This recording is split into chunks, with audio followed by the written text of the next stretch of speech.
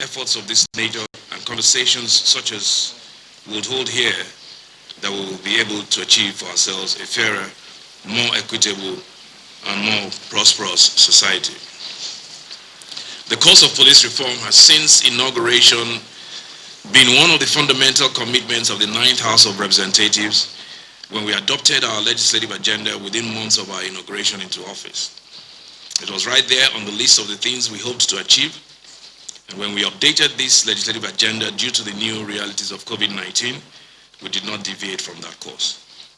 This is because we recognize that the policing function is at the very heart of any fully functioning state. It is through the institution, mechanisms, and resources of policing that the state can protect the welfare and well-being of its citizens. Without the ability to offer this protection, the state loses legitimacy and the authority that flows from there. A society that cannot effectively police itself ceases to exist, and a government that fails to protect its citizens has lost the right to continue in office. We must avoid these unfortunate outcomes. This is why we must commend the present administration, which inherited a flawed policing system and is now taking giant steps to reform the system through the recently enacted Police Reform Act 2020 and several other measures. But the work is far from done, and we must continue in these efforts. Effective policing is only possible when the policing institutions are grounded in the rule of law, when they are accountable, and when the justice system in its entirety is fair to all who have cause to appear before it. We cannot have an effective policing system when the citizens do not have faith that the police will treat them fairly every time, no matter the circumstance.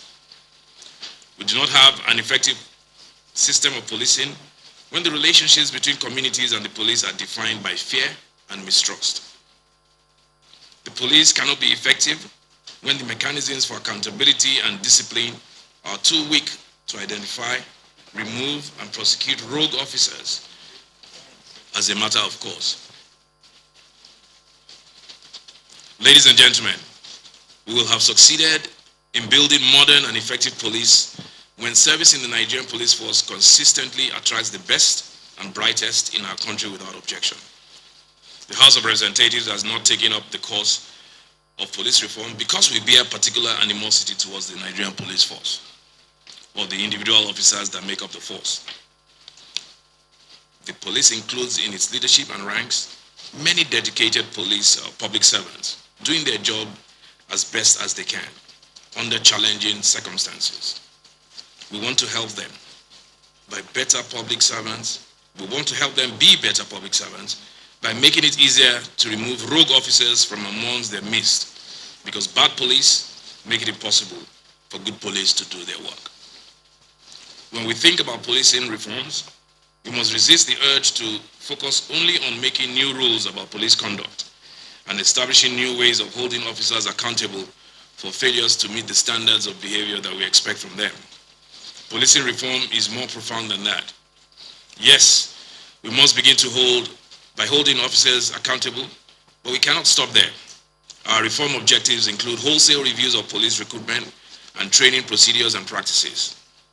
It also includes an obligation to drastically and rapidly improve the welfare and well-being of police officers from recruitment through to retirement. As we expect more from the men and women who carry arms and take risks to protect us, we must also be ready to do right by them and by their families. They too are our citizens. They are our brothers and sisters, deserving of the best that our nation can offer.